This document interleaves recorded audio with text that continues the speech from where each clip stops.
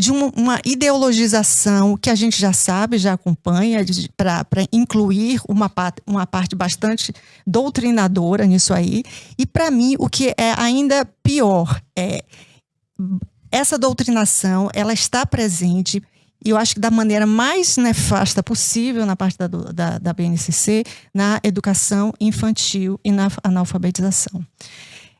A maneira como os professores são ensinados a alfabetizar, baseada na abordagem socioconstrutivista, é algo que a ciência cognitiva já mostrou com evidências que não funciona há mais de 30 anos. O Brasil insiste em fazer isso. Então, o professor da educação infantil, da alfabetização, ele é proibido de ensinar. Ele não pode ensinar, tem que sem saber ler. Aí ele não aprende. Aí depois vão dizer, vamos pensar num jeito de evitar a evasão escolar. Claro que ele vai ter evasão escolar. O cara chega aos 17 anos, né, com os colegas dele de 12, 13, porque ele não consegue entender aquilo ali. Claro que ele vai embora.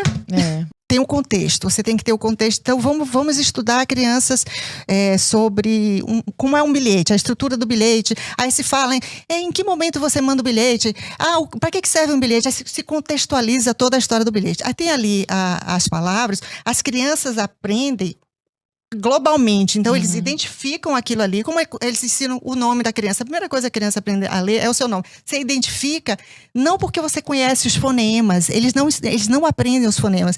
Então o que acontece? Quando aparecem palavras diferentes, que ele ainda não memorizou aquilo ali, o professor não pode ensinar, o professor tem que esperar a criança tentar da cabeça dele, entender como é que um fonema junta com outro e forma uma palavra.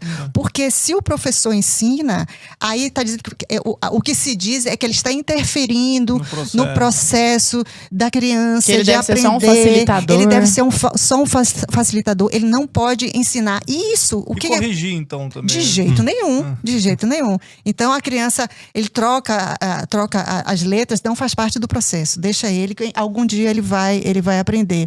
Isso, aí chega, se você tem em casa uma mãe, principalmente a mãe, né? Normalmente é o que tem mais impacto, uma mãe que lê para a criança, que estuda, que tem um vocabulário mais rico, a criança vai, ele aprende a ler não por causa do método, ele aprende a ler apesar do método. Então ele vai aprender. Agora, aquela criança que não tem isso, você obrigar ela a passar por isso, chegar aos 12, 13 anos sem saber, porque o professor não pode, e muitos professores ficam angustiados com isso. Ele quer ensinar, mas aí o colega vê, professor tal está ensinando um método castrador que oprime a criança. Método silábico, método fônico.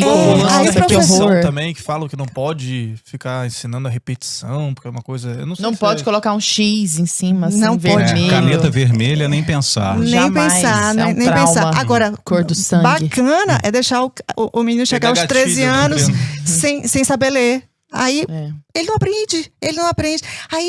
Aí depois vão dizer, vamos pensar num jeito de evitar a evasão escolar.